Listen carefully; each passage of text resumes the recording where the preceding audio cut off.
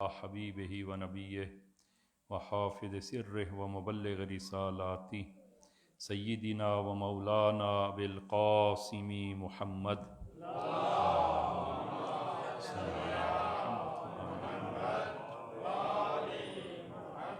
وعلى أهل بيته الطيبين الطاهرين المعصومين الذين أذهب الله عنهم الرجس وطهرهم تطهيرا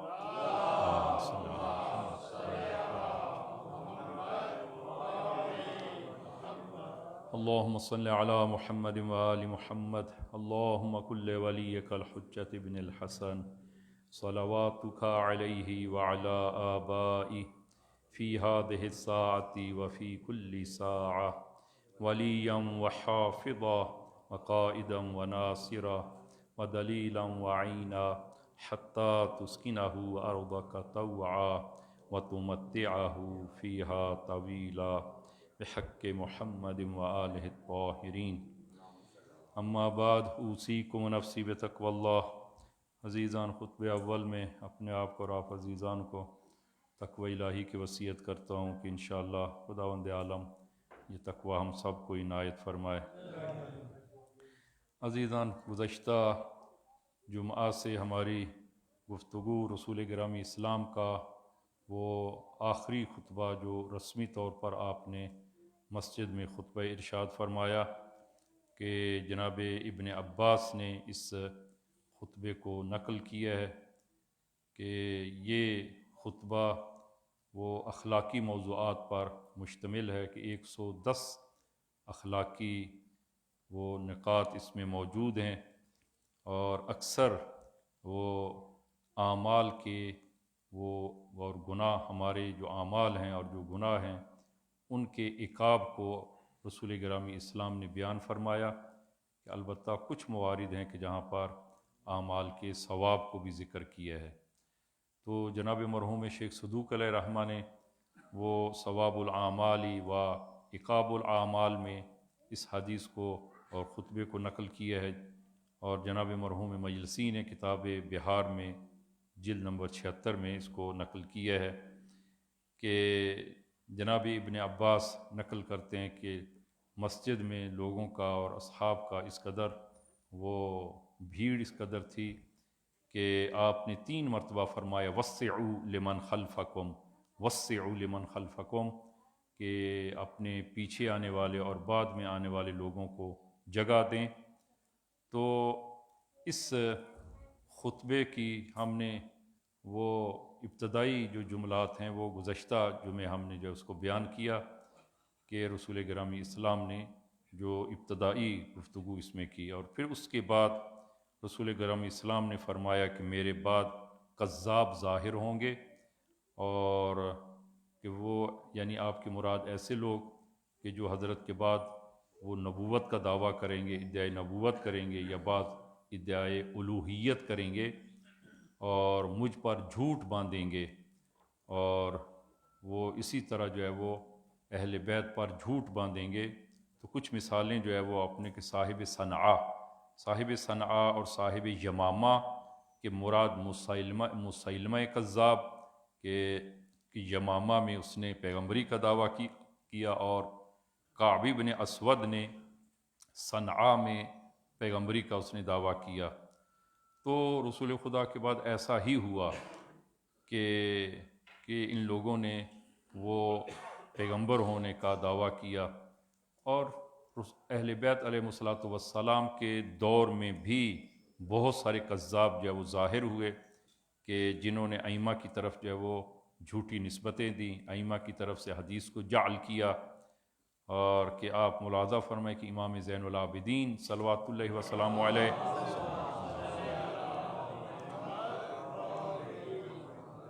فرمایا کہ یہ بنان نامی شخص جو ہے وہ اس کے بارے میں فرمایا کہ یہ کذاب ہے،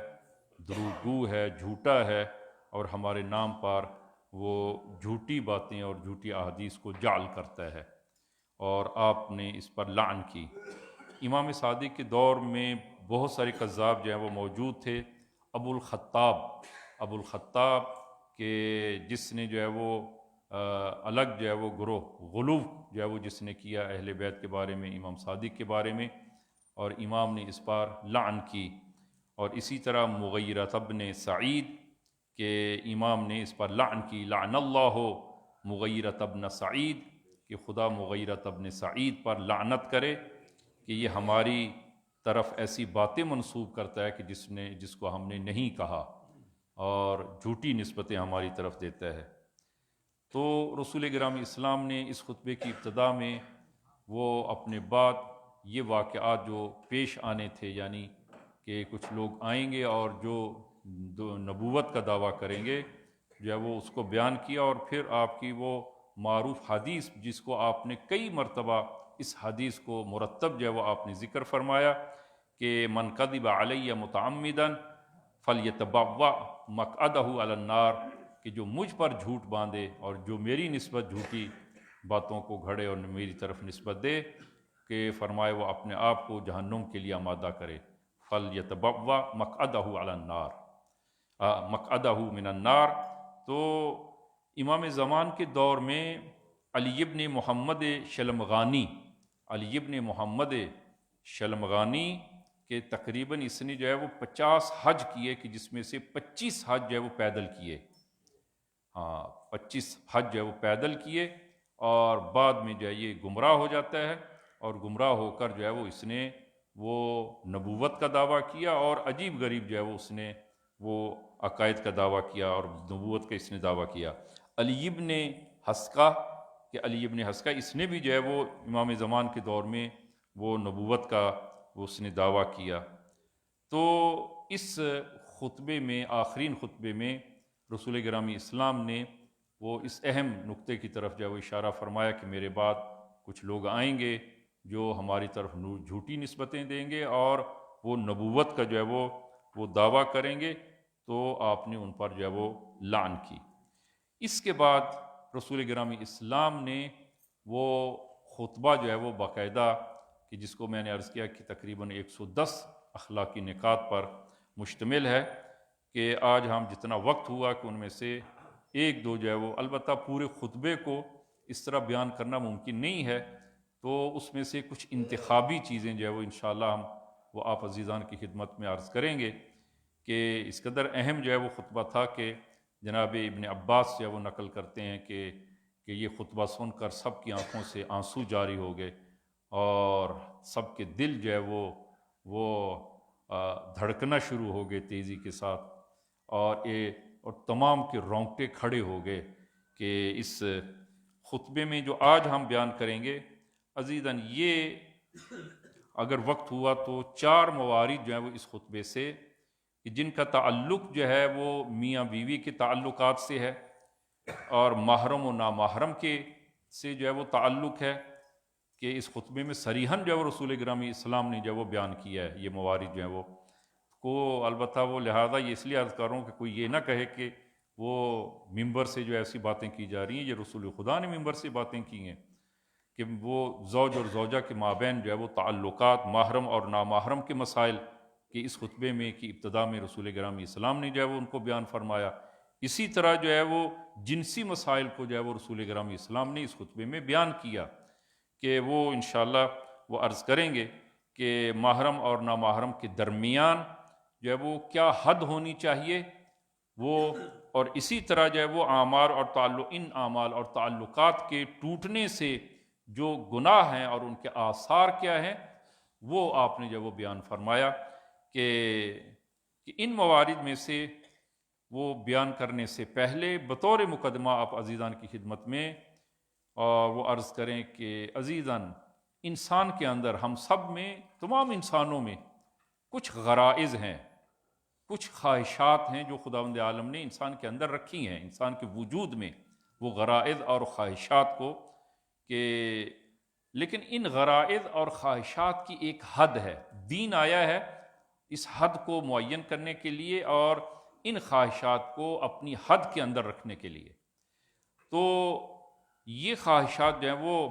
وہ آزاد، ان کو نہیں چھوڑا جا سکتا،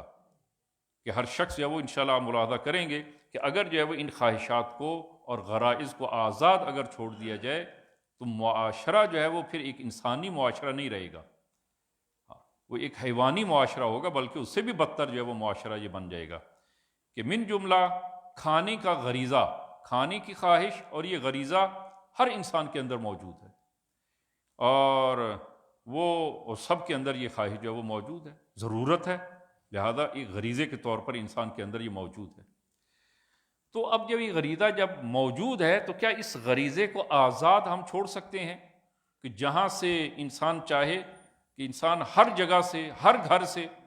جس گھر کا دروازہ کھلا اندر داخل اور جا کر جو ہے وہ وہاں سے کھانے والی پینے والی چیزیں اٹھا کر کھانا شروع کر دے، اور وہ ہر دکان جو ہے وہ دکاندار نے جو چیزیں جو ہے وہ سجا کے رکھی ہیں، اور جو آتا ہے اور اپنی مرضی سے اٹھاتا ہے کھا لیتا ہے جو ہے وہ آزاد اگر چھوڑ دیا جائے تو عزیزاً یہ آزاد نہیں کیا جا سکتا۔ کیا انسان جو ہے وہ ہر ایک کی جیب میں ہاتھ ڈال سکتا ہے، ہر ایک کے صندوق سے جو ہے وہ اٹھا سکتا ہے؟ تو ایسا نہیں کر سکتے۔ انسان میں کھانے کا غریزہ ہے، اس کو حتماً پورا ہونا چاہیے، یہ غریزہ، یہ خواہش جو ہے وہ پوری ہونی چاہیے، لیکن قرآن جو ہے وہ فرماتا ہے کلو حلالا طیبا، کھاؤ، لیکن کیسے کھاؤ؟ حلالا طیبا، کہ حلال اور پاکیزہ کھاؤ، میتہ اور مردار کو نہ کھاؤ، اسی طرح جو ہے وہ شراب نہ پیو، خون نہ پیو، اور کچھ ایسی چیزیں کہ قرآن نے جو ہے وہ جس کو ممنوع قرار دیا، اور کچھ چیزوں کے بارے میں جو ہے وہ قرآن میں دو چیزیں آئی ہیں، ایک ہے کلو اور ایک آیا لا تاکلو، یہ کھاؤ اور یہ نہ کھاؤ، یعنی یہ غریزہ جو ہے وہ انسان کے اندر موجود ہے، اس کو پورا ہونا چاہیے، اس کو تامین ہونا چاہیے، لیکن جو ہے وہ یہ کیسے تامین ہو؟ آپ ملاحظہ کریں قرآن میں موجود ہے، کلو کہا یہ کھاؤ، اس طرح کھاؤ، لا تاکلو یہ نہ کھاؤ، کہ سورہ بقرہ آیہ نمبر 168 میں یا ایھا الناس کلو مما فی الارض حلالا طیبا، یہ فرمایا کہ اے لوگو کہ جو کچھ زمین سے ہے اس میں حلال و طیب کھاؤ، حلال اور پاکیزہ کھاؤ، جو ہے وہ حد معین کی اس غریزے کی، اور پھر فرمایا وَلَا تَتَّبِعُوا خُطُوَاتِ الشَّيْطَانِ إِنَّهُ لَكُمْ عَدُوٌّ مُّبِينٌ، شیطان کی پیروی نہ کریں، وہ تمہارا کھلا آشکار دشمن ہے۔ کلوا مما رزقکم اللہ حلالا طیبا، دوسری آیت میں سورہ نحل آیہ نمبر 114 میں فرمایا کہ کھاؤ، حلال طیب کھاؤ، واشکروا نعمت اللہ ان کنتم ایاہ تعبدون، اگر تم خدا کی بندگی کرتے ہو تو پھر شکر بجا لاؤ، اس کا شکر بجا لاؤ۔ اور پھر سورہ بقرہ میں آیہ نمبر 173 میں انما حرم علیکم المیتۃ والدم ولحم الخنزیر وما اہل لغیر اللہ وما اہل بہ لغیر اللہ فمن اضطر غیر باغ ولا عاد فلا اثم علیہ ان اللہ غفور رحیم۔ اس آیت میں جو ہے وہ کچھ چیزوں کو ممنوع قرار دیا کہ انما حرم علیکم المیتۃ، میتہ مردار حرام، یہ نہ کھاؤ، یہ حرام ہے، لحم خنزیر، خنزیر کا گوشت حرام ہے، اور وما اہل بہ لغیر اللہ، اور اسی طرح جو وہ حیوان کی جس پر خدا کا نام نہیں لیا، جس کو ذبح شرعی نہیں کیا گیا، خدا کا نام نہیں لیا گیا، وہ نہ کھاؤ، وہ کھانا جائز نہیں ہے، اس کو حرام قرار دیا ہے۔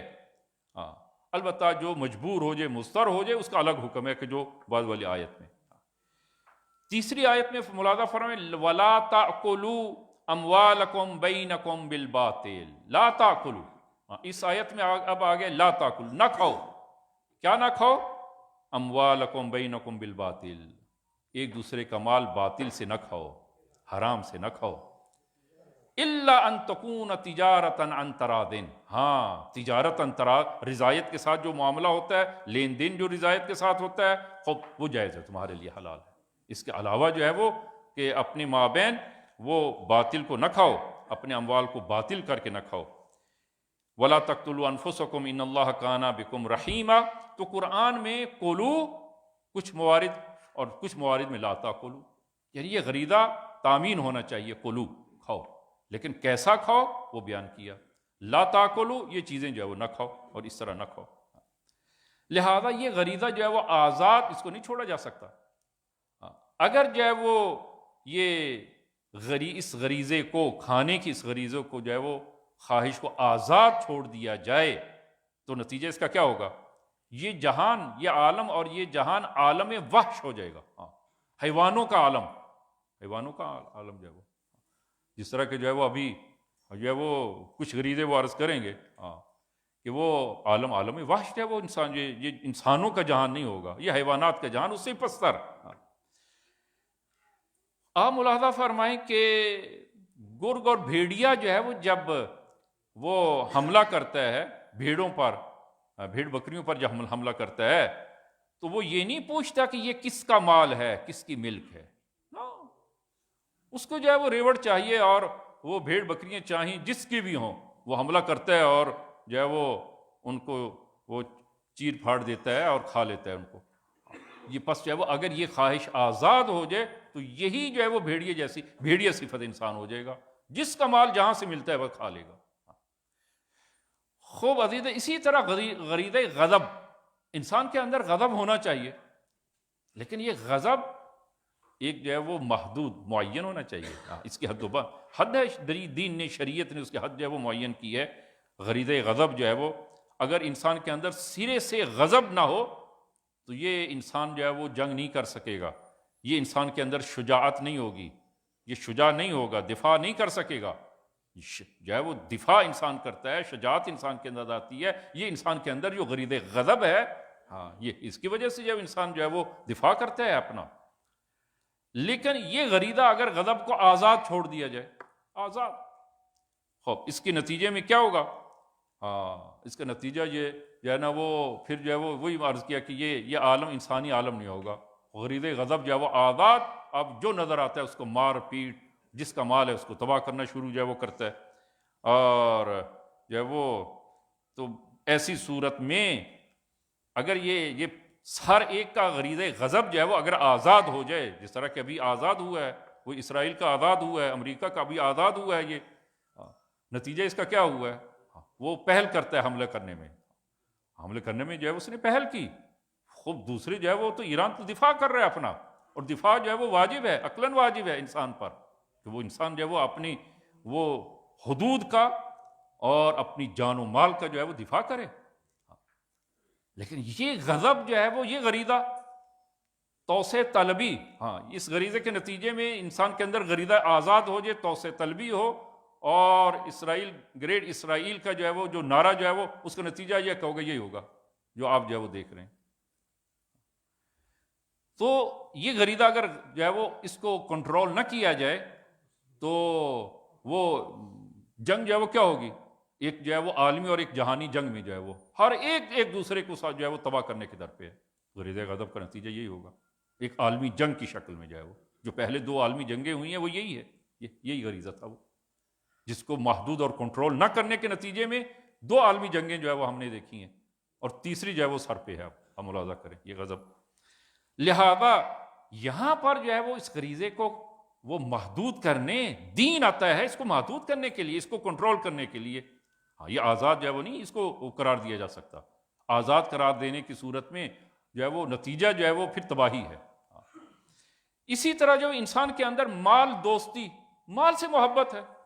میں مثلا کہوں مجھے محبت نہ، سب انسانوں کے اندر مال دوستی انسان کے اندر موجود ہے، یہ غریزہ انسان کے اندر موجود ہے، لیکن یہ غریزہ جو ہے وہ اس کو بھی محدود ہونا چاہیے، یعنی اس کی بھی ایک حد ہے، اس حد کے اندر ہو جو ہے وہ صحیح ہے۔ لیکن اگر جو ہے وہ اس غریزے کو آزاد چھوڑ دیا جائے تو اس کا نتیجہ بھی جو ہے وہ ایک بھیانک نتیجہ انسان کے سامنے جو ہے وہ ظاہر ہوتا ہے کہ مثلا فرض کریں، بطور مثال عرض کریں، روڈ پہ اگر، البتہ مجھے وہ زیادہ پتہ نہیں ہے گاڑیوں کا، فرض کریں ایک گاڑی جو ہے وہ 2 کروڑ کی ایک گاڑی جو ہے وہ اس پہ نظر پڑتی ہے، اور انسان جو ہے وہ دل انسان کا جو وہ للچاتا ہے اور کہتا ہے کہ یہ گاڑی جو ہے وہ یہ گاڑی مثلا جو ہے وہ میری ہونی چاہیے، یہ گاڑی میری ہونی چاہیے۔ خوب عزیزاً اب انسان کیا کرے؟ گاڑی کو جو ہے وہ نعوذ باللہ چوری کر لے؟ کر سکتا ہے؟ یہ نہیں کر سکتا۔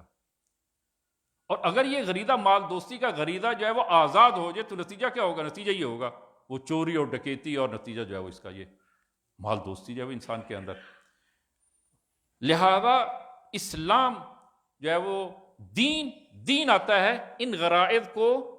وہ تعدیل کرنے کے لیے، کہ جس نے آ کر جو ہے وہ ان غرائض کو تعدیل کیا ہے، اس کو جو ہے وہ حدود میں رکھا ہے۔ تمام انبیاء ہیں اسی کے لیے، یہی مسائل جو ہے وہ دین یہی ہے، دین جو ہے وہ البتہ یہ مسئلہ جو ہے وہ فقط دین کا نہیں، عقلی مسئلہ ہے. ہاں عقلی مسئلہ ہے کہ انسان جو ہے وہ دوسرے کے مال کو اسی طرح جو ہے وہ نہیں اٹھا سکتا جب تک اس کی اجازت نہ ہو. دوسرے کے مال میں تصرف نہیں کر سکتا جب تک جو ہے وہ اجازت نہ ہو. پوری دنیا میں آپ جہاں بھی چلے جائیں، جہاں بھی چلے جائیں، حتیٰ کہ بچوں کے اندر جو ہے وہ عقلی طور پر یہ غریزہ موجود ہے. انسان کا بچہ جو ہے وہ، اگر بچے کو، چھوٹا بچہ، وہ اس کو جو گھر سے لنچ ملتا ہے، اگر دوسرا بچہ جو ہے اس کا لنچ جو ہے وہ اٹھا کر اگر وہ کھانا شروع کر دے، بچہ وہ جس کا ہے وہ شور کرے گا کہ یہ میرا مال ہے اور یہ میرے مال پر جو ہے وہ اس نے قبضہ کیا اور یہ مال اس نے میرا لیا ہے اجازت کے بغیر. جو لہذا معاشرہ اگر یہی ایک غریزہ مال دوستی کا یہ غریزہ اگر آزاد چھوڑ دیا جائے، معاشرے میں جو ہے وہ حرج مرج پیش آئے گا. ہاں البتہ اسلام نے کچھ دیگر جو ہے وہ مخصوص احکام بھی جاری کیے ہیں، جن میں سے وہ شراب نوشی کی حرمت کا جو ہے وہ، کہ مثلا آج کل کے وہ تھوڑے سے روشن فکر وہ لوگوں میں اور دور میں کہ کیا حرج ہے مثلا جو ہے وہ ایک گھونٹ دو گھونٹ جو ہے وہ پی لینے میں. نہ، اسلام جو ہے وہ کہتے کہ نہ، حتیٰ ایک گھونٹ، حتیٰ ایک قطرہ بھی جو ہے وہ جائز نہیں ہے. اسی طرح جو ہے وہ کہ یہ گوشت جو ہے وہ سور کا گوشت کھانے میں کیا حرج ہے. روشن فکری جو ہے نا وہ آج کل جو ہے روشن فکری، لیکن دین اور اسلام کہتے نہ، یہ جائز نہیں ہے، قطعاً جو ہے وہ جائز نہیں ہے. تو عزیزاً خلاصے مطلب یہ ہے کہ ان غرائز میں سے ایک غریزہ انسان کے اندر غریزہ جنسی ہے، اور وہ جو تمام انسانوں میں عمر کے ایک خاص حصے میں آ کر انسان کے اندر جنسی تمایل پیدا ہوتا ہے، اور اسلام نے جو ہے وہ اس جنسی تمایل زن و مرد میں وہ اس کی حدود کو معین کیا ہے. حدود کو جو ہے وہ معین کیا ہے، اس کی حد جو ہے وہ مقرر کی ہے. زمانے جاہلیت میں عورتیں صحیح پردہ نہیں کرتی تھیں، تو اسلام نے اس کا نام تبرج جو ہے وہ قرار دیا، اس کا نام تبرج رکھا. سورہ احزاب جو ہے اس کو آپ ملاحظہ فرمائیں گے کہ سورہ احزاب آیہ نمبر 22 جو ہے وہ 22 میں، اور اسی طرح سورہ احزاب آیہ نمبر 33 میں جو ہے وہ ذکر ہوتا ہے وَقَرْنَ فِي بُيُوتِكُنَّ. یہ خطاب جو ہے وہ امہات المومنین کو البتہ ظاہراً خطاب ہے، لیکن یہ خطاب عام ہے جو تمام خواتین کے لیے ہے، فقط جو ہے وہ امہات وہ مومنین کے لیے خاص نہیں ہے. اگرچہ روایت آیت جو ہے وہ امہات المومنین کے بارے میں نازل ہوئی ہے، لیکن حکم جو ہے وہ عام ہے. وَلَا وَقَرْنَ فِي بُيُوتِكُنَّ، اپنے گھروں میں وہ باقی رہیں، گھروں کے اندر رہیں. وَلَا تَبَرَّجْنَ تَبَرُّجَ الْجَاهِلِيَّةِ الْأُولَىٰ وَأَقِمْنَ الصَّلَاةَ وَآتِينَ الزَّكَاةَ وَأَطِعْنَ اللَّهَ وَرَسُولَهُ، کہ امہات المومنین سے فرمایا کہ گھروں میں مستقر رہیں، اور وہ وَلَا تَبَرَّجْنَ تَبَرُّجَ الْجَاهِلِيَّةِ الْأُولَىٰ، اور فرمایا کہ وہ اس جاہلیت اولا کی طرف نہ لوٹ جائیں، وہ پہلے والی جہالت کی طرف نہ لوٹ جائیں. وَأَقِمْنَ الصَّلَاةَ، نماز کو قائم کریں. وَآتِينَ الزَّكَاةَ، امہات المومنین کو خطاب ہو رہا ہے، وَآتِينَ الزَّكَاةَ، زکوٰۃ کو ادا کریں. وَأَطِعْنَ اللَّهَ وَرَسُولَهُ، خدا اور اس کے رسول کی اطاعت کریں. تبرج جو ہے وہ تبرج جاہلیت جو ہے وہ، کہ بعض نے جو اس کا معنی جو ہے وہ کیا ہے کہ بعض بزرگان جو ہے وہ کہ جاہلیت اولا یعنی ہمارا ابھی کا معاشرہ تقریباً وہی جاہلیت اولا کی طرف لوٹ گیا ہے. ہاں جاہلیت اولا، جس طرح پہلے جو وہ اسلام سے پہلے جو جاہلیت تھی جاہلیت اولا، اب ہم جب اسی جاہلیت سے کی طرف لوٹ گئے، بلکہ اس سے آگے بڑھ گئے ہیں. یہ جاہلیت ثانیہ و ثالثہ و رابعہ، یہ جاہلیت اس سے بھی بدتر جاہلیت میں وہ ابھی عرض کرتا ہوں کہ تبرج کا معنی جو ہے وہ کیا ہے. تبرج کا معنی کہ خواتین مردوں میں چلتی تھی، جو ہے وہ تبرج کا معنی یہ ہے کہ خواتین مردوں کے درمیان وہ آمد و رفت ہو اور چلیں، اور ان سے ٹکرا کر چلیں. جس طرح کہ امیر المومنین جو ہے وہ فرماتے ہیں کہ جب ان کو اطلاع دی گئی اور معلوم ہوا کہ کوفہ میں خواتین، کوفہ جو ہے وہ گزشتہ زمانوں میں اور اب بھی جو ہے وہ پرانا کوفہ آپ ملاحظہ کریں تو گلیاں جو ہے وہ تنگ گلیاں ہیں. ہمارے ہاں اپنے بھی یہاں دیکھیں تنگ گلیاں ہیں. خواب اب جو ہے وہ بازار بھی ہیں، پہلے پرانے بازار بھی وہ تنگ ہیں. تو خواتین جو ہے وہ جب چلتی تھیں تو مردوں کے شانے کے ساتھ شانہ مار کے چلتی تھیں، یعنی اتنی وہ شانہ پہ شانہ. تو جب یہ امیر المومنین کو اطلاع دی گئی تو امیر المومنین نے وہ خواتین کو بلا کر خطبہ نہیں دیا، بلکہ امیر المومنین نے مردوں کو بلایا اور مردوں کو بلا کر خطبہ ارشاد فرمایا. تو فرمایا کہ تمہاری غیرت کہاں چلی گئی؟ کہ تمہاری خواتین بازار میں اور گلی کوچوں میں مردوں کے شانے کے ساتھ شانہ مار کر چلتی ہیں، تمہاری غیرت کہاں چلی گئی؟ امیر المومنین نے مردوں کو بلا کر جو ہے وہ تنبیہ کی۔ یہ تبرج جو ہے وہ، تبرج کا معنی یہ ہے۔ دوسرا معنی تبرج کا جو بعض مفسرین نے جو ہے وہ عام طور پر یہ دوسرا معنی کیا ہے، اور وہ دوسرا معنی کہ قبل از اسلام خواتین جو پردہ کرتی تھیں، جو خواتین پردہ کرتی تھیں، وہ ایک روسری جو ہے کہیں یا اسقاف کہیں، وہ سر پر رکھتی، تو پورے سر کو بھی نہیں، پورے سر پر جو رکھتی، کچھ بال جو ہے اس کے وہ باہر ہوتے، اور اس روسری کو کانوں کے پیچھے سے لا کر جو ہے وہ پھر جو ہے وہ آگے ڈالتی، جس کے نتیجے میں کانوں کے پیچھے سے جب لاتی تو سر کے بال بھی ظاہر ہوتے، کان بھی ظاہر ہوتے، سینہ بھی ظاہر ہوتا تھا۔ اس کو کہتے تبرج۔ تبرج، ہاں میں نے وہ عرض کیا کہ ہمارا جو ہے وہ ابھی یہ معاشرہ وہ اس تبرج جاہلیت اولا سے آگے بڑھ گیا۔ حد اقل جو ہے وہ تبرج جاہلیت اولا میں یہ تھا کہ روسری سر پر جو ہے وہ ایک چھوٹا سا سکارف تھا، جس کے چلے نتیجے میں کچھ بال جو ہے وہ ڈھکے ہوئے تھے، کچھ ننگے تھے، کان اور سینہ ظاہر تھا۔ ابھی سب کچھ ظاہر ہے، اب روسری نہیں ہے، سرے سے ختم ہو گئی ہے۔ تبرج جاہلیت سے ہم آگے بڑھ گئے ہیں، اس سے آگے بڑھ گئے ہیں۔ تو دوسرا معنی جو ہے وہ کہ وَلَا تَبَرَّجْنَا تَبَرُّجَ الْجَاهِلِيَّةِ الْأُولَى، فرمایا کہ جو ہے وہ امہات المومنین سے جو ہے وہ خطاب جو ہے وہ کیا، کہ وہ میں نے جس طرح عرض کیا کہ یہ خطاب اگرچہ مختص بے امہات المومنین آئے نازل ہوئی ہے، لیکن یہ خطاب جو ہے وہ عام ہے اور سب کے لیے یہ خطاب ہے۔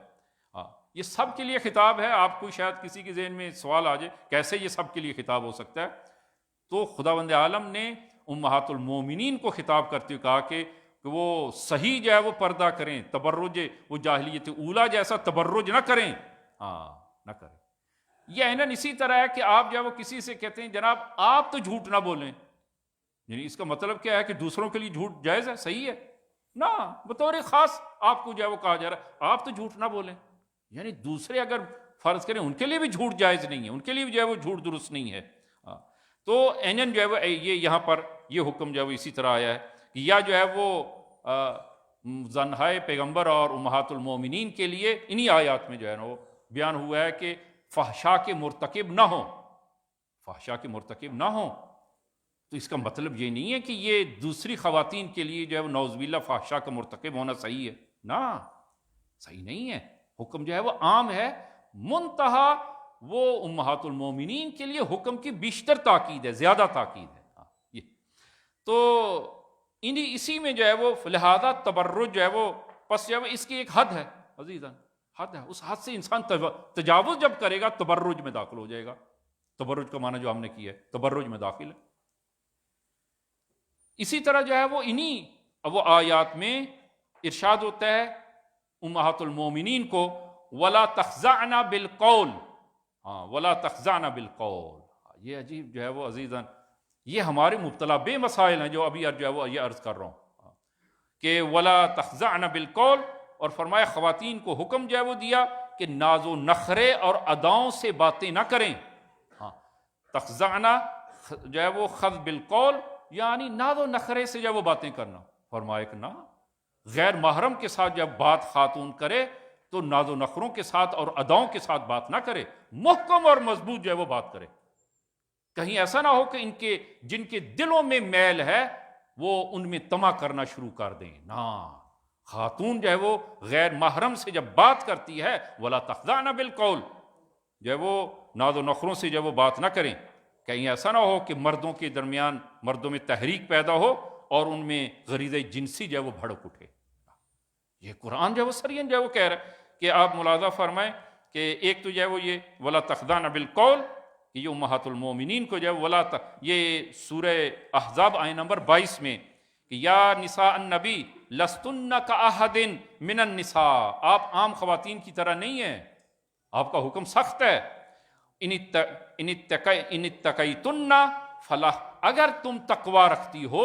فلا تخضعن بالقول، اپنی باتوں میں وہ ذرا برابر ناز و نخرہ سے بات نہ کریں۔ یہ امہات النبی سے جو ہے وہ حکم ہو رہا ہے، اور دوسری خواتین کا بھی حکم یہ ہے۔ فَيَطْمَعَ الَّذِي فِي قَلْبِهِ مَرَضٌ، وَقُلْنَ قَوْلًا مَعْرُوفًا، محکم معروف بات کریں، محکم بات کریں. خوب یہ اس کی حد جو ہے وہ معین کی ہے. اسی طرح اسلام نے عزیزاً ایک بہت بڑا توسیع اور نصیحت کی ہے. اسلام نے قرآن میں حکم ہے، یہ سورہ نساء کی آیت نمبر، اس میں جو ہے وہ ملاحظہ فرمائیں کہ فرمایا کہ لمبی طولانی آیت ہے، وَمَن لَّمْ يَسْتَطِعْ مِنكُمْ طَوْلًا أَن يَنكِحَ الْمُحْصَنَاتِ الْمُؤْمِنَاتِ فَمِمَّا مَلَكَتْ أَيْمَانُكُم مِّن فَتَيَاتِكُمُ الْمُؤْمِنَاتِ وَاللَّهُ أَعْلَمُ بِإِيمَانِكُم. اگر جو ہے وہ خلاصہ اس کا میں عرض کروں آیت کا، کہ فرمایا کہ اگر مومن جو ہے وہ تم میں سے کسی میں طاقت اور ہمت نہ ہو مومن خاتون سے نکاح اور ازدواج کرنے کی اگر طاقت نہیں ہے، تو پھر البتہ اس دور میں چونکہ کنیزیں بھی تھیں تو کہا کہ اگر نکاح کرنے کی طاقت نہیں ہے تو پھر کنیز جو ہے وہ خرید لو، کنیز سے نکاح کر لو. کسی کی کنیز جو ہے اس کی اجازت سے، اس کے مالک کی اجازت سے نکاح جو ہے وہ کر لو. اور اس کے بارے میں آخر میں جب فرمایا کہ جب نکاح کرو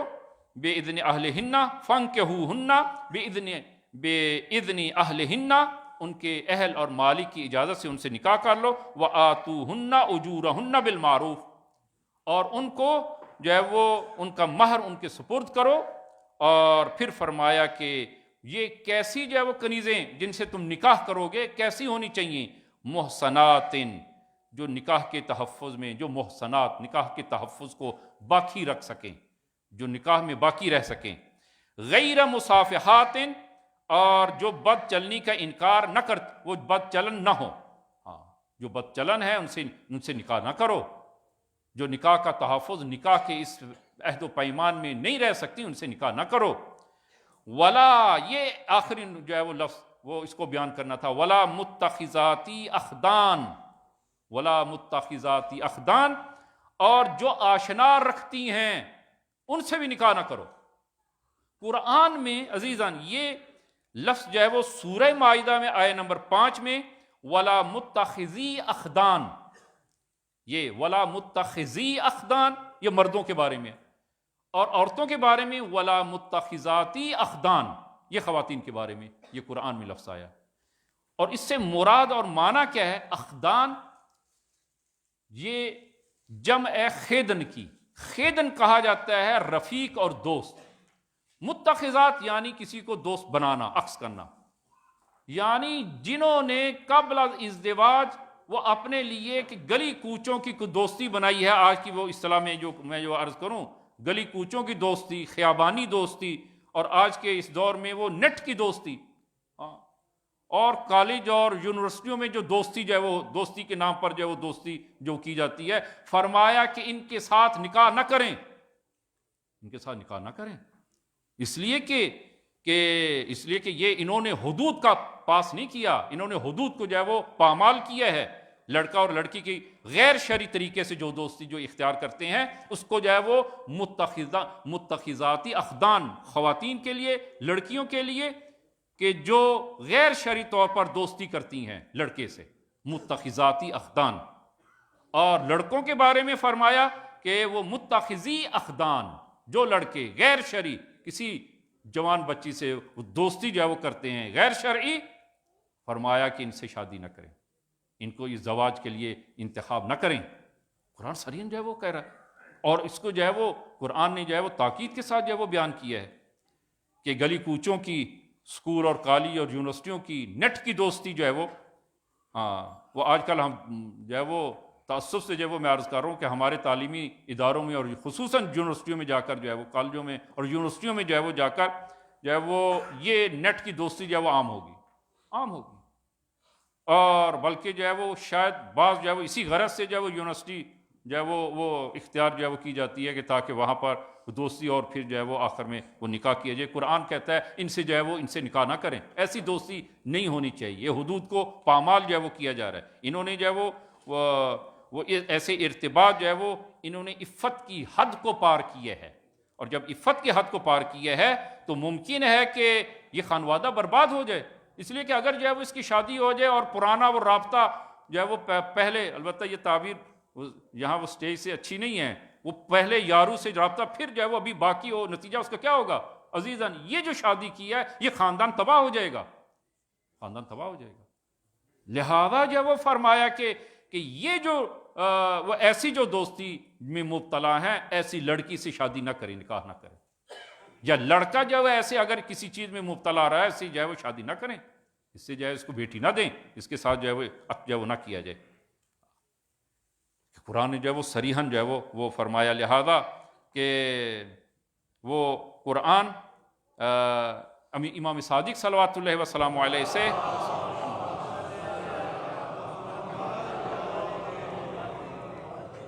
سورہ اعراف آیت نمبر 33 میں قرآن جو ہے وہ فرماتا ہے، قل انما حرم ربی الفواحش ما ظہر منہا وما بطن، اور فرمایا کہ جب اس آیت کے بارے میں امام صادق سے جو ہے وہ سوال کیا گیا تو ما ظہر، کہ جو ظاہر فواحش ہیں، جو ظاہر جو وہ فحشا ہیں، ان سے کیا مراد؟ فرمایا یہ خلاف عفت کام ہے، زنا ہے، اور وما بطن جو مخفی ہیں اس سے مراد جو وہ کیا ہے؟ فرمایا کہ وہ ناجائز اور مخفیانہ دوستی، مخفیانہ دوستی جو ہے وہ مخفیانہ دوستی یہی نٹھ والی دوستی آج کل جو ہے وہ یہ مخفیانہ دوستی قرآن جو ہے وہ کہتا ہے کہ یہ اس کو جو ہے وہ خدا نے حرام قرار دیا ہے، یہ جائز نہیں ہے۔ یا قرآن جو ہے وہ قل للمؤمنین یغضوا من ابصارہم، مومنین سے کہیں وہ اپنی نگاہوں کو دھیما رکھیں، وَيَحْفَظُوا فُرُوجَهُمْ، میں نے وہ عرض کیا نا کہ یہ اس خطبے میں ابھی ہم نے خطبہ شروع نہیں ہوا کہ وہ پہلے اس کے ایک دو بند جو ہے وہ عرض کریں، اس کے مقدمے کے طور پر جو عرض کریں کہ قرآن نے بھی جو ہے وہ ذکر کیا اور رسول خدا نے اپنے آخری خطبے میں ان موارد کو جو وہ بیان کیا ہے کہ مومنین سے کہیں کہ وہ اپنی نگاہوں کو دھیما رکھیں، وَيَحْفَظُوا فُرُوجَهُمْ، اور اپنی خواہشات جنسی کو کنٹرول کریں۔ اگر جو ہے وہ جس کو احتیاج میں ازدواج ہے وہ ازدواج کرے، شادی کرے، اگر شادی نہیں کر سکتا تقوی اختیار کرے، اس کو جو ہے وہ اس کی حفاظت کرے، اور فرمایا ذالک ازکی لہم ان اللہ خبیر بما یصنعون، اور خواتین کو فرمایا قل للمؤمنات یغضضن من ابصارہن، خواتین سے کہیں کہ وہ اپنی نگاہوں کو دھیما رکھیں، دھیما رکھیں، ویحفظن فروجہن، اور اپنی خواہشات کی جو ہے وہ حفاظت کریں، اور ولا یبدین زینتہن الا ما ظہر، اور اپنی زینت کو ظاہر نہ کریں، زینت کو ظاہر نہ کریں۔ یہ قرآن کا جو ہے وہ صریحاً جو ہے وہ حکم ہے کہ رسول گرامی اسلام کی خدمت میں جو ہے وہ کچھ لوگ حاضر ہوتے ہیں اور عرض کرتے ہیں یا رسول اللہ کہ گلی کوچوں میں کھڑے ہونے کا حکم کیا ہے؟ گلی کوچوں میں، چوکوں میں، جہاں پر جو وہ لوگوں کی آمد و رفت ہے وہاں پر کھڑے ہونے کا، عام طور پر جو وہ جوان، یا اگر جوان نہیں ہے تو آج کل جو ہے نا وہ معذرت سے وہ میں عرض کروں گا کہ جو ہے وہ بوڑھے جو ہے وہ بوڑھے افراد بھی گلی کوچوں میں جو ہے وہ ایک جگہ اکٹھے ہو کے جو ہے وہ گپ شپ جو ہے وہ، تو یہاں پر کھڑے ہونے کا حکم کیا ہے؟ تو فرمایا یہ کام انجام نہ دو، گلی کوچوں میں کھڑے نہ ہو اور لوگوں کے راستوں میں نہ بیٹھو۔ تو عرض کرتے ہیں یا رسول اللہ کہ ہم مجبور ہیں، وہ مجبور ہیں گلی کوچوں میں کھڑے ہونے پر، جو ہے وہ ہمارا کام ہی ایسا ہے کہ گلی کوچوں میں کھڑا ہونا پڑتا ہے۔ تو ایسی صورت میں جو ہے وہ کہ جہاں پر لوگوں کا رش ہے، آمد و رفت ہے، اور وہاں پر جو ہے وہ ہمارا کام ہی وہاں پر ہے، تو اب ہم کیا کریں؟ مثلا جو ہے وہ دیکھیں اگر سبزی فروش ہے، ریڑھی والا ہے، سبزی فروش ہے، اسی طرح جو ہے وہ اگر کوئی بلڈنگ بن رہی ہے تو بڑی بلڈنگ ہے اور ممکن ہے کہ اس کو وہ بہت عرصہ جو ہے وہاں پر کام کرنا پڑے، اور بلندی پر جب انسان ہو تو اطراف کے گھروں پر نگاہ پڑتی ہے، یہ بھی اسی حکم میں چلا جائے گا۔ تو ایسی صورت میں کیا کیا جائے؟ رسول خدا جو ہے وہ فرمایا کہ اگر تم مجبور ہو ایسی جگہوں پر کام کرنے کے لیے، اور یہ یعنی حدیث جو ہے وہ عزیزان یہ کہ گلی کوچوں میں کھڑے ہونا یا ایسی جگہ پر انسان کا کام ہو کہ جہاں پر لوگوں کے آمد و رفت ہے، مرد و زن، خواتین اور مرد جو ہے وہاں پر آ جا رہے ہیں، ایسی جگہ جو ہے وہ کام ہے، یا دفتر وغیرہ جو ہے وہاں پر مرد و زن مخلوط جو ہے وہ کام کرتے ہیں، وہاں پر اب چارہ نہیں ہے، وہاں پر جو ہے وہ کام تو کرنا ہے، تو پھر کیا کریں وہاں پر؟ رسول خدا نے فرمایا ایسی جگہ پر جب کام کرنا چاہو کہ جہاں پر لوگوں کی آمد و رفت ہے، اور خصوصاً جو ہے وہ مخلوط مرد و زن جو ہے وہ دونوں کا جو ہے وہ آنا جانا وہاں لگا رہتا ہے، تو پھر 5 چیزوں کی رعایت کرو، 5 چیزوں کی رعایت کرو۔ یہ حدیث عن ابی سعید الخدری عن النبی صلی اللہ علیہ وآلہ کہ جناب ابن سعید خدری یہ جنگ صفین میں امیر المومنین کے ہمراہ تھے، موالی تھے، اور بہت ساری روایات جو ہے وہ ان سے نقل ہوئی ہیں، البتہ مصادر اہل سنت نے بھی بہت ساری روایت جناب ابن سعید خدری سے جو ہے وہ نقل جو ہے وہ کی ہیں، دونوں طرف سے جو ہے یہ مقبول ہیں، یہ کہ قال ایاکم والجلوس علی الطرقات، فرمایا کہ راستوں میں بیٹھنے سے اجتناب کرو. فقالوا یا رسول اللہ ما لنا من مجالسنا بد نتحدث فیہا، یا رسول اللہ ہم مجبور ہیں ایسی جگہوں پر بیٹھنے پہ، اور وہاں پر جو ہے وہ ہمارا کام ہی وہاں پر ہے. فقال رسول اللہ اذا ابیتم الا المجلس فاعطوا الطریق حقا، جب تم مجبور ہو ایسی جگہوں پر کام کرنے پہ اور بیٹھنے پہ مجبور ہو تو پھر جو ہے وہ طریق اور راستے کو اس کا حق ادا کرو. راستے کا حق ہے اس کا وہ حق ادا کرو اور بیٹھو. یا رسول اللہ وہ راستے کا حق کیا ہے؟ وما حق الطریق یا رسول اللہ، وہ راستے کا حق کیا ہے؟ فرمایا قال، 5 حق جو ہے وہ رسول گرامی اسلام نے بیان کیے. پہلا حق جو ہے وہ غض البصر، نگاہوں کو دھیما رکھے. عزیزاً یہ ہم نے وہ البتہ بہت عرصہ پہلے جو ہے وہ خطبہ، البتہ بعض مجالس میں اس کو جو ہے وہ عنوان کیا ہے کہ جو ہے وہ غض البصر جو ہے وہ نہایت اہم ہے. یہ کہ وہ حیا کی بحث میں جو ہے وہ ہم نے حیا جو ہے وہ پہلا مورد حیا میں سب سے پہلے انسان کے اندر حیا کہاں پہ ظاہر ہوتا ہے؟ وہ نگاہیں ہیں. وہ نگاہیں، یہاں سے جو ہے وہ حیا ظاہر ہوتا ہے. یہاں سے جو ہے وہ یہ پہلا گناہ کا پہلا دریچہ یہ نگاہیں ہیں. یہ نگاہیں، لہذا اسلام اور دین نے جو ہے وہ وہاں پر اسی کو جو ہے وہ کنٹرول کرنے کی کوشش کیا اور اس کو محدود کرنے کی. فرمایا غض البصر، نگاہوں کو دھیما رکھیں. دوسری جو ہے وہ دوسروں کی طرف، خصوصاً جو ہے وہ دوسری جن سے مخالف کی طرف وہ شہوی نگاہ سے نگاہ نہ کریں، دھیما رکھیں. نگاہ کے دھیما ہونے کا معنی بند کرنا نہیں ہے، اس لیے کہ نگاہیں بند کر کے جو ہے نا وہ ہمارے دوست جو ہے وہ قم میں ایک انہوں نے یہ جب حدیث سنی اور پڑھی اور سنی تو چھوٹا تھا، تو اس پہ عمل کرتے ہوئے سامنے جو ہے وہ کوئی جن سے مخالف کو دیکھا، آنکھیں بند کی تو اس میں ٹکر لگی. ایسا نہیں کرنا. نگاہیں بند جو ہے وہ دھیما، یعنی جو ہے وہ دھیمی نگاہوں سے. ایک دفعہ انسان غور سے نگاہیں پھاڑ کے کسی کی طرف دیکھتا ہے نہ، یہ نگاہ دھیمی، ایک عمومی نگاہ، ایک عمومی جو ہے وہ منظر انسان جو دیکھتا ہے، یہ جس طرح کہ کلاس میں تمام کی طرف نگاہ ایک عمومی نگاہ ہوتی ہے، اس کو غض بصر کہا جاتا ہے. غض البصر و فک الاذی. فک الاذی یعنی کہ دوسرا کام جو ہے وہ، دوسرا حق جو ہے وہ لوگوں کو اذیت اور تکلیف نہ پہنچاؤ. جب راستے میں بیٹھے ہو، جب ایسی جگہ تم کام کرتے ہو، لوگوں کو اذیت اور تکلیف، تمہاری جو ہے وہ کسی بات سے، تمہارے کسی عمل سے، تمہارے کسی کردار سے وہ لوگوں کو پھر اذیت نہ پہنچے. 2، تیسرا ورد السلام.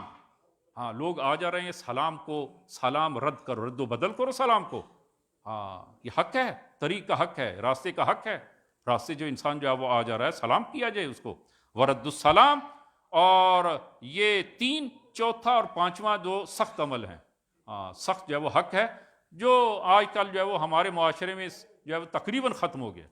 اور وہ کیا ہے؟ والامر بالمعروف والنہی عن المنکر. امر بالمعروف اور نہی عن المنکر، لوگوں کو نیکی کا حکم دینا اور لوگوں کو برائی سے روکنا. یہ طریق حق ہے. اس جو ہے وہ اس راستے کا حق جو ہے وہ یہ امر بالمعروف. جب انسان راستے میں بیٹھا ہے، دیکھتا ہے اچھائی دیکھتا ہے اور لوگوں کو جو ہے وہ اچھائی کی طرف دعوت دے، برائی کو دیکھتا ہے لوگوں کو اس سے جو ہے وہ روکے، تذکر دے. وہ میں نے عرض کیا کہ یہ مشکل ترین جو ہے یہ وظیفہ ہے جو رسول خدا نے جو ہے وہ بیان فرمایا. یہ 5 وظیفے جو ہے وہ فرمایا، یہ راستے کا حق ہے، یہ ادا کرو اور راستے میں بیٹھو. لہذا جہاں پر انسان جو ہے وہ کسی دفتر میں اور مخلوط جو ہے وہ وہاں پر آمد و رفت ہے، وہاں پر جو ہے وہ کام کرتا ہے، وہاں پر یہ جو 5 حق ہیں اس کے، وہ حق جو ہے وہ ادا کرے انسان. کہ وہ ایک مورد جو انشاءاللہ دوسرے خطبے میں رسول خدا کے اس خطبے کا وہ ایک مورد جب فقہ عرض کریں گے انشاءاللہ. خداوند عالم ہم سب کو توفیق عنایت فرمائے کہ یہ حقوق جو وہ ہم ادا کریں اور اپنی زندگی کو جس طرح رسول گرامی اسلام نے فرمایا اس کے مطابق ہم گزار سکیں. بسم اللہ الرحمن الرحیم. قل هو اللہ احد اللہ الصمد لم یلد ولم یولد ولم یکن لہ کفوا احد.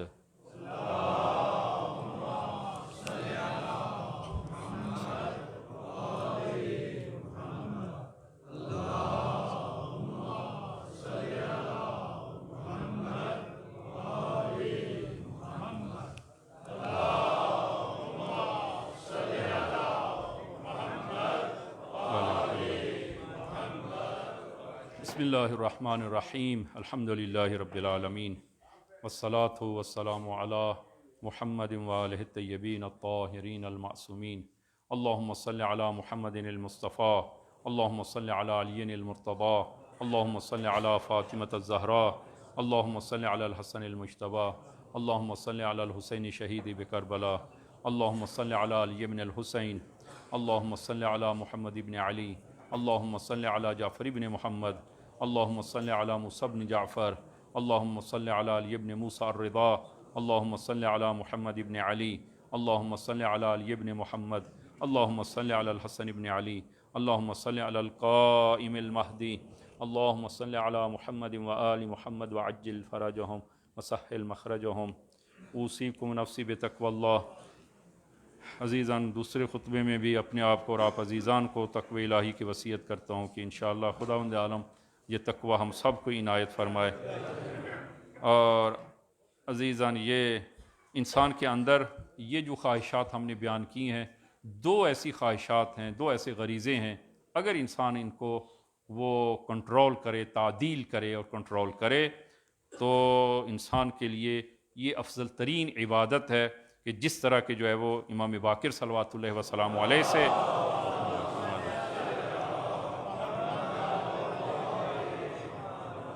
فرمایا ما عبد اللہ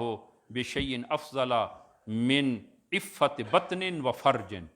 فرمایا اس سے بڑی خدا کی بندگی، اس سے بڑی خدا کی کوئی بندگی نہیں ہے، اور وہ افضل ترین بندگی خدا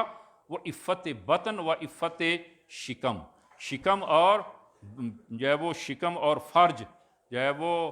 ان دو کی جو ہے وہ فرمایا کہ عفت جو ہے وہ اگر انسان اختیار کرے، یعنی کہ وہ خواہشات جنسی سے جو ہے وہ انسان اس کو کنٹرول کرے اور عفت اختیار کرے، اور شکم کی جو ہے وہ عفت، وہ اس شکم کو مال حرام سے پر نہ کرے۔ سب فرمائے سب سے بڑی بندگی جو ہے وہ فرمائے یہ دو چیزیں ہیں، اور ایک جو ہے وہ فقط آج جو ہے وہ اس کا ترجمہ ہی جو ہے وہ عرض کریں گے، اور انشاءاللہ آئندہ خطبے جو ہے وہ تفصیلی ان موارد کو جو ہے وہ ذکر کریں گے۔ اور رسول گرامی اسلام نے جو ہے وہ خواتین اور مردوں کے درمیان روابط اور تعلقات کو بیان کرتے ہوئے اس آخری خطبے میں فرمایا من صافح امرأة حراما جاء یوم القیامت مغلولا ثم یؤمر به الى النار۔ فرمایا کہ میں نے عرض کی نا کہ اس خطبے میں اکثر موارد ایسے ہیں کہ جہاں پر گناہوں کے عقاب کو جو وہ رسول خدا نے بیان کیا ہے، یہ گناہ اس کا عقاب یہ ہے، اس گناہ کا یہ عقاب۔ تو جو بھی نامحرم سے ہاتھ ملائے، جو نامحرم کو ہاتھ دے، اب جو ہے وہ کہیں گے جناب نامحرم کو ہاتھ دینے سے جو ہے وہ کیا ہوگا؟ کوئی آسمان زمین پہ تھوڑا جاتا ہے، کیا ہوگا؟ ہاتھ جو ہے نا وہ پتہ نہیں جو ہے وہ آپ ہاتھ کی بات کر رہے ہیں، ہم پورا بازو جو ہے وہ ملا رہے ہیں، کچھ بھی نہیں ہوتا۔ ناعزیزاً جو ہے نا وہ یہی ابتداءات ہیں، یہیں سے جو ہے وہ شروع ہوتی ہیں انسان کے اندر جو ہے وہ جو بھی نامحرم سے ہاتھ ملائے قیامت کے دن بندے ہاتھوں صحرائے محشر میں لایا جائے گا، اور بندے ہاتھوں ہی اس کو جہنم میں ڈال دیا جائے گا۔ من صافح امرأة حراما جاء یوم القیامت مغلولا، جو ہے وہ قیامت میں بندے ہاتھوں سے آئے گا، ثم یؤمر به الى النار، پھر اسی حالت میں حکم دیا جائے گا کہ اس کو وارد جہنم کرے۔ عزیزاً یہ عرض کروں کہ متاسفانہ آج جو ہے وہ غربی فرہنگ جو ہے وہ ہمارے اندر ایسا ایسا وہ رائج ہونا، بلکہ بہت ساری رائج ہو چکی ہے۔ غربی فرہنگ جو ہے وہ کہ مثلا جو ہے وہ خالہ زاد، ماموں زاد، یہ خالہ زاد بھائی ہے، خالہ زاد بھائی ہے، ماموں زاد، چچا زاد، پھوپھی زاد، یہ بھائی ہے، یہ بھائی ہے، اور اسی بھائی ہونے کے عنوان سے درست ہے جو ہے وہ ان کو جو ہے وہ خالہ زاد بھائی ہے، یہ خالہ زاد بہن ہے، اور اس نگاہ سے جو ہے وہ دیکھا جائے۔ لیکن جو ہے وہ یہ چیز مجوز نہیں بنتی کہ انسان جو ہے وہ جس طرح اپنی سکی بہن کے ساتھ مصافحہ کر سکتا ہے، ہاتھ جو ہے وہ پکڑ سکتا ہے، نہ، یہ جائز نہیں ہے۔ خالہ زاد بہن اور بھائی جو ہے وہ ایک دوسرے کے ساتھ جو ہے وہ اس طرح کہ لیکن یہ فرہنگ جو ہے وہ ایسا ایسا ہمارے اندر جو ہے وہ آ رہی ہے، اور اگر جو ہے وہ کوئی آپس میں ہاتھ نہ ملائے اس کو برا مانا جاتا ہے، اس کو برا مانا جاتا ہے۔ فرماتے ہیں برا مانے، دین کا حکم ہے، اسلام کا حکم ہے، صریح حکم ہے، حکم الہی جو ہے وہ کہ وسائل الشیعہ میں امام صادق صلوات اللہ وسلام علیہ سے روایت ہے، فرمایا کہ ہمارے دشمنوں کی راہ و روش کو نہ اپناؤ، ہمارے دشمنوں کی راہ و روش کو نہ اپناؤ، یعنی نہ ان کی طرح غذا کھاؤ، ان جیسی غذا نہ کھاؤ، اور نہ ہی ان جیسا لباس پہنو، اور نہ ہی جو ہے وہ ان کی روش کے مطابق جو ہے وہ میل جول، یعنی یہی ہاتھ ملانا ان کی روش ہے، دین میں نہیں ہے، اسلام میں نہیں ہے، یہ غربی روش ہے۔ فرمایا کہ ہمارے دشمنوں کی راہ و روش کو جو ہے وہ نہ اپناؤ، اور ان جیسی جو ہے وہ کہ چونکہ اس فرہنگ میں مرد و زن جو ہے وہ ان کے درمیان کوئی حرمت باقی نہیں ہے، اور وہی جو ہے وہ ہم اس کو جو ہے وہ اپنانا شروع کر دی ہے۔ فرماتے نہ، یہ جائز نہیں ہے، قطعاً جو ہے وہ درست نہیں ہے۔ لہذا جو ہے وہ آج کل شادی بیاہ کی ہماری رسومات کو جو ہے وہ پرانی باتیں، ہماری شادی بیاہ کی رسومات میں جو بالکل عیناً وہی ہوتا، بلکہ شاید وہ غربیوں سے 2 ہاتھ آگے ہم کوشش کرتے ہیں بڑھنے کی، جو ہے وہ کوشش کی جاتی ہے۔ اسی طرح دوسرے جو تہوار ہوتے ہیں کہ ماں باپ مثلا مقید دیندار ہیں، لیکن جو ہے وہ چونکہ داماد جو ہے وہ یہ چاہتا ہے، داماد یہ چاہتا ہے کہ اس کی زوجہ اس کے بھائیوں کے ساتھ، دیور اور کیا ہوتے ہیں وہی ان کے ساتھ جو ہے وہ جا کر ہاتھ ملائے، وہ ان کے ساتھ ہاتھ ملائے۔ عزیزاً یہ جائز نہیں ہے، یہ درست نہیں ہے۔ وہ دیور جو ہے وہ محرم نہیں ہے، غیر محرم ہے۔ اور اسی طرح جو ہے وہ خوب ایسی صورت میں وہ زندگی کی ابتداءات جب یہیں سے ہوئی ہیں تو زندگی میں برکت کہاں سے آئے گی؟ کہاں سے برکت آئے گی؟ وہ غربیوں جیسی فرہنگ جو ہے وہ میں نے جس طرح عرض کیا کہ ہم خصوصاً ہم وہ عرض کریں کہ ہماری جو زندگی ہے اس میں کہ غربیوں میں کیا ہوتا ہے، دلہن کو وہ بالکل عریان کر کے سب کے سامنے درمیان میں وہ نمونے شوکیش کے طور پر جو ہے وہ بٹھا دیا جاتا ہے۔ عیناً وہی چیز ہم کر رہے ہیں، وہی کر رہے ہیں۔ کہاں دین گیا ہے، کہاں تدین گیا ہے ہمارا؟ فرمایا کہ جو ہے وہ ان جیسی راہ و روش کو، ہمارے دشمنوں کی راہ و روش کو جو ہے وہ نہ اپناؤ۔ اور آخری جو ہے یہ جملہ فقط جو ہے میں عرض کر دوں کہ جو ہے وہ شخص امیر المومنین کی آپ ملاحظہ فرمائیں، اہل بیت کی طریقے کو آپ ملاحظہ فرمائیں۔ حضرت امیر المومنین کا ہمسایہ جو ایک مدت تک جو ہے وہ حضرت امیر المومنین کا ہمسایہ وہ نقل کرتا ہے، عرض کرتا ہے کہ اتنے عرصے میں میں نے امیر المومنین کی بیٹی کے سراپے کو نہیں دیکھا۔ یہ جو ہے وہ اس حد تک جو ہے وہ، اور پھر جو ہے وہ ہم زیارت عاشورہ میں اور یہ جملہ پڑھتے ہیں کہ ان یجعلنی معکم، کا ہمیں جو ہے وہ خداوند عالم جو ہے وہ اہل بیت کی معیت عنایت کرے۔ ہم یہ دعا جو ہے وہ زیارت عاشورہ میں ان یجعلنی معکم، اور فرماتے ہیں کہ ہمارا عمل اور ہمارا کردار جب ایسا ہو تو یہ دعا کہاں جو ہے وہ قبول ہوگی؟ ان یجعلنی معکم، کہ ہم یہ دعا کریں کہ خداوند عالم ہمیں اہل بیت کی معیت جو ہے وہ عنایت کرے۔ ایسے اور عمل اور کردار کے ساتھ اہل بیت کی معیت حاصل نہیں ہوتی، کہ انشاءاللہ خداوند عالم توفیق عنایت فرمائے کہ اہل بیت کی وہ معیت وہ ہم سب کو عنایت کرے۔ اور یہ جو رسول گرامی اسلام نے وہ اپنی زندگی کے آخری خطبے میں جو ہمیں نصیحتیں فرمائی اور جو دین جو ہم سب کو بیان کیا ہے، انشاءاللہ خداوند عالم اس پہ عمل کی ہم سب کو توفیق عنایت فرمائے۔ بسم اللہ الرحمن الرحیم۔ خدایا بحق امام زمان کے ظہور میں تعجیل فرما۔ خدایا اس دین پر ہم سب کو عمل پیرا ہونے کی توفیق عنایت فرما۔ خدایا اس ولایت اور اس دین پر ہم سب کو ثابت قدم فرما۔ خدایا ہم سب کو، ہماری اولاد اور نسلوں کو تا روز قیامت مخلص ترین شیعیان امیر المومنین میں سے قرار دے۔ خدایا بحق زہرا، بحق امام زمان مظلومین جہان کی مدد فرما، اور خصوصاً ایران، فلسطین اور اسی طرح جو ہے وہ یمن کے مومنین، خدایا کہ سب کی مدد فرما، اور دشمن اور استکبار اسرائیل و امریکہ قابل ہدایت نہیں ہیں، خدایا ان کو نیست و نابود فرما،